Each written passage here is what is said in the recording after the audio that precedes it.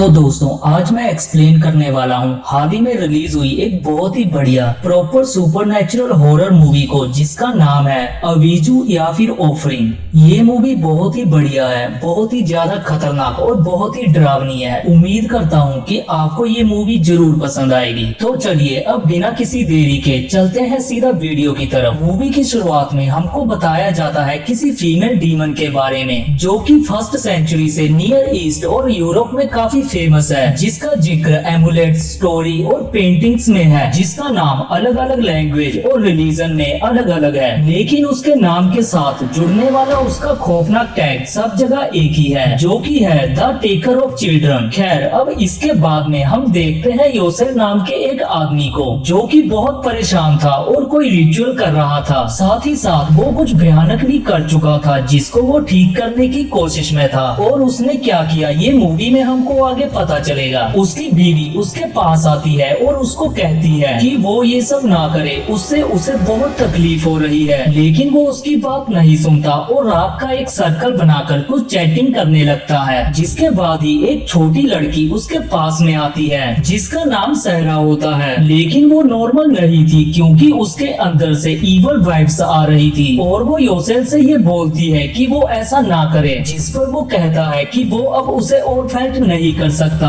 और अब वो लड़की एक डिमोनिक वॉइस में ये बोलते हुए वहाँ से चली जाती है कि एक जिंदगी के बदले में एक और जिंदगी। योसेल अब इस रात के सर्कल में खड़ा हुआ था और वो अपनी बीवी आयदा को याद करता है, लेकिन याद क्यों कर रहा था, क्योंकि वो तो अभी सबके सामने खड़ी थी। तो इसका जवाब हमको आगे मिलेगा। अब वो कुछ चैटिंग करता है, जिसके बाद में ही उसके अंदर एक ब्लैक स्मोक या फिर सीधा ये कहे कि एक भयानक डीमन चली जाती है। और अब वो खुद को स्टैप कर लेता है, जिससे उसकी बॉडी अकड़ने लगती है और वो वहीं पर खत्म हो जाता है। खैर अब इसके बाद में हमको एक कपल दिखाया जाता है, जिनका नाम आर्थर और क्लेयर होता है, जो कि शादीशुदा है। क्लेयर यहाँ पर प्रेग्नेंट भी होती है और इन दोनों की लव मैरिज हुई थी। आर्थर ने अपने डैड को बहुत टाइम पहले ही छोड़ दिया था, क्योंकि वो तब उसकी क्लेयर से शादी के खिलाफ थे। लेकिन अब इतने सालों के बाद में वो उनके पास वापस आया है अपनी फैमिली पूरी करने के लिए। और वो क्लेयर से भी बोलता है कि अब डैड उसको एक्सेप्ट कर लेंगे। आर्थर के डैड का नाम सॉल होता है, जो कि पेशे से एक फ्यूनरल होम चलाते हैं। और आज उनके फ्यूनरल होम में एक लड़की का फ्यूनरल चल रहा था, जो कि कोई और नहीं बल्कि मूवी की स्टार्टिंग में दिख रही सहरा है, जो कि कुछ टाइम से मिसिंग हो गई थी। खैर अब सॉल उन दोनों के पास में आता है, उन दोनों को हक करता है और अपने बेटे बहू के वापस आने से वो बहुत ज्यादा खुश था और वो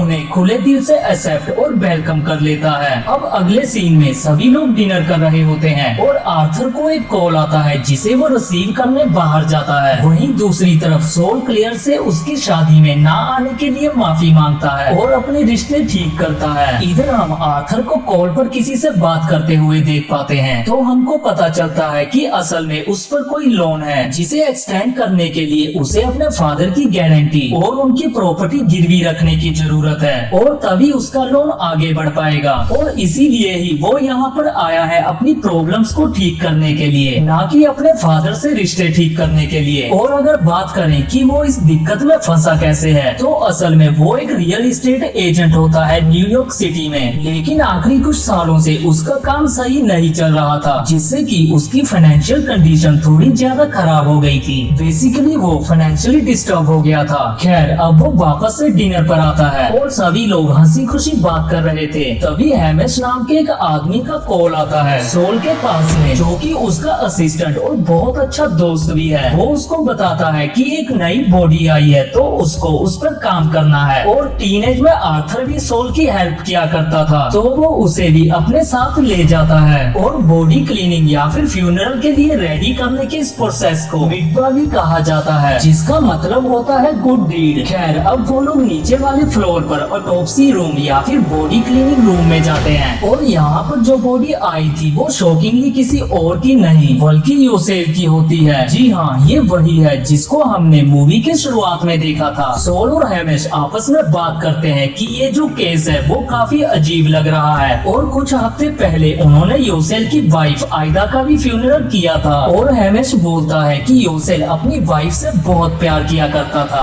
और उसकी स्पिरिट से कांटेक्ट करने की कोशिश करता रहता था, एक रास्ता ढूंढता रहता रहता और अब हम ऑडियंस को समझ में आता है जो आयदा दिखती थी वो रियल नहीं थी बल्कि वो उसकी स्पिरिट थी। तभी योसेल मरते वक्त आयदा के पास जाने की बात बोल रहा था, लेकिन सारी कहानी क्या है ये तो हमको आगे पता चल ही जाएगा। यानी कि शुरुआत में उसकी बीवी नहीं थी बल्कि वो उसकी स्पिरिट थी। अब हैमिश और सोल आर्थर को बॉडी क्लिनिक का काम देकर बाहर चले जाते हैं और यहाँ पर हैमिश ये बोलता है कि इतने सालों के बाद में आर्थर अचानक से वापस कैसे आ गया, जिस पर सोल बोलता है कि उसका अपने फादर के लिए प्यार उसे यहाँ तक ले आया है और वो तो अपने बेटे के आने से बहुत ज्यादा खुश है। लेकिन क्या हैमिश खुश नहीं है, जिस पर वो बोलता है कि वो खुश तो है लेकिन थोड़ा सा कंफ्यूज हो रखा है कि इतने सालों के बाद में यहाँ क्यों आया है वो। खैर अब इधर आर्थर बॉडी क्लीन करने लगता है और उस नाइफ को निकालता है और योसेल के गले में एक एमुलेट था जिसे वो उतारता है और अब उसकी आंखें खुल जाती हैं, जिससे आर्थर बहुत डर जाता है और वो एमुलेट गिरकर टूट भी जाता है और लाइट भी एक दो बार फ्लिकर करती है और सोल वहाँ पर आ जाता है। यानी कि मूवी यहाँ से बहुत इंटरेस्टिंग होने वाली है, तो अपना दिल थाम कर बैठिएगा।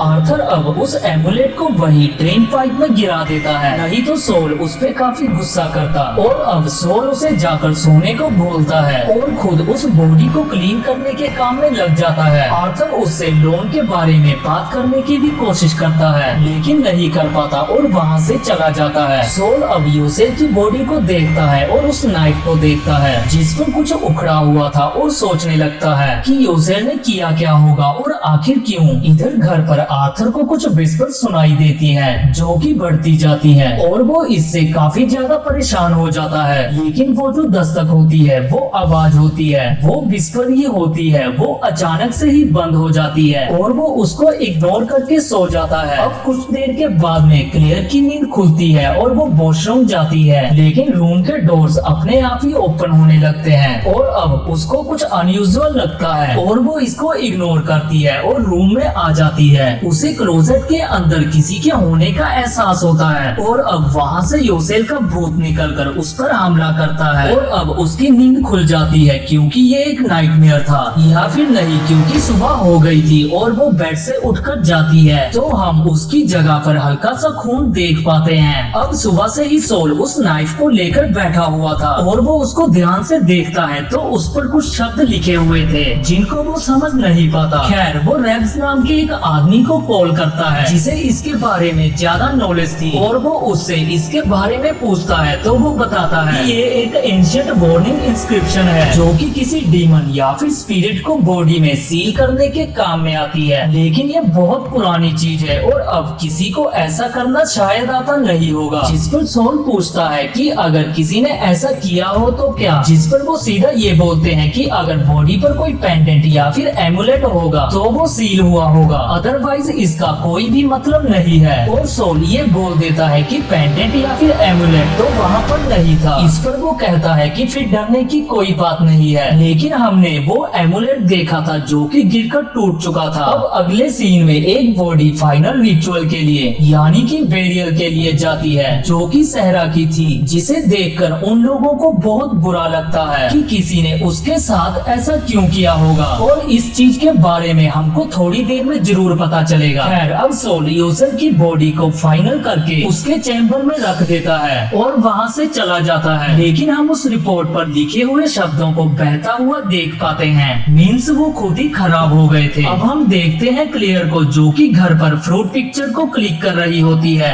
और उसे कैमरा में हैंगर पे लटके कोट के बीच में किसी के हाथ पैर दिखाई देते हैं, जिससे वो काफी ज्यादा डर जाती है, लेकिन बिना कैमरे के वो दिख नहीं पा रहे थे। और जब वो रिकॉर्डिंग ऑन करके देखने लगती है तो उस वक्त उसको कुछ नहीं दिखता, लेकिन एक आवाज आती है और वो उस आवाज को सुनने की कोशिश करती है तो उसे बहुत तेज चीखने की आवाज आती है, जिससे वो बहुत डर जाती है और कैमरा गिरकर टूट जाता है। अब सीन में हम हैमिश और आर्थर को देखते हैं जो कि कहीं पर गए हुए थे और आर्थर किसी से बात कर रहा था और उसके फोन पर तभी एक कॉल आता है जिसको हैमिश पिक कर लेता है और उसे लोन के बारे में सब पता चल जाता है और साथ ही साथ वो बैंक के पेपर्स भी आर्थर के कोर्ट से निकाल कर रीड कर लेता है। अब घर आकर वो सोल को इसके बारे में बताता है और उसे ये सब जानकर बहुत दुख होता है। उसका बेटा प्यार के लिए नहीं बल्कि मतलब के लिए यहाँ पर आया था और वो उस पर और क्लेयर पर